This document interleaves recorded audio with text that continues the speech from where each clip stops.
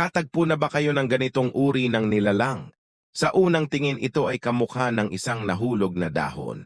Ngunit kung titingnan mo ng mabuti, mayroon itong 6 na paa at parang dahon ng mga ugat.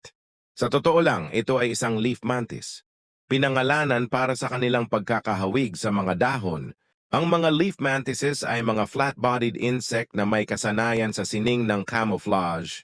Maaari pa nilang gayahin ang hitsura ng mga necrotic lesyon at peklat na ginagawa itong hindi kapanipaniwalang mahirap na makilala ang mga tito mula sa mga tunay na dahon.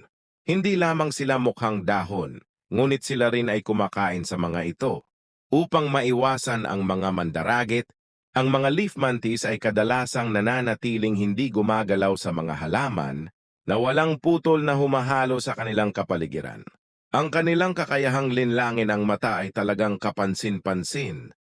Ang balde ng mga karayom na ito ay maaring gumawa ng isang kamanghamanghang trabaho. Iyon ang switch at panoorin habang ang mga high-speed spinning steel needles ay gumagana sa kanilang mahika. Sa totoo lang, ito ay isang proseso na tinatawag na magnetic polishing. Kapag ang mga piraso ng metal na ito ay ibinuhos sa balde, sila ay pinakintab gamit ang mga umiikot na bakal na karayom. Paano ito gumagana? Ang ilalim ng balde ay nilagyan ng mga magnet at coils. Kapag naka-on, lumilikha ang mga ito ng electromagnetic field na nagiging sanhi ng mabilis. Napag-ikot ng mga bakal na karayom. Habang ang mga karayom ay napupunta sa mga piraso ng metal, inaalis nila ang mga bore at mga di-kasakdalan na nagiiwan ng makinis na makintab na ibabaw. Ang buong proseso ay tumatagal lamang ng 3 hanggang 15 minuto depende sa laki ng metal. Maaari ka ring magdagdag ng tubig o detergent para sa pinahusay na buli. Ang mga itinapong plastic na bote na ito ay maaaring gawing kapaki-pakinabang. Una, sila ay pinutol sa mga piraso at pagkatapos pinutol sa mga butil. Ang mga butil na ito ay inilalagay sa isang makina na nagpapainit at nagpapaikot sa kanila na naghiwalay sa mga hibla.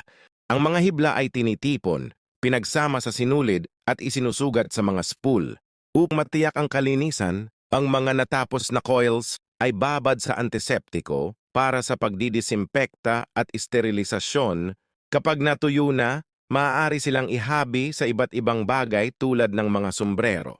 Ang resultang produkto ay ilalagay sa isang palanggana para sa pagtitina. Ang mga ito ay talagang polyester na kilala sa kanilang pagkalastiko at paglaban sa kaagnasan. Ang mga polyester ay karaniwang tela na ginagamit sa pang-araw-araw na damit.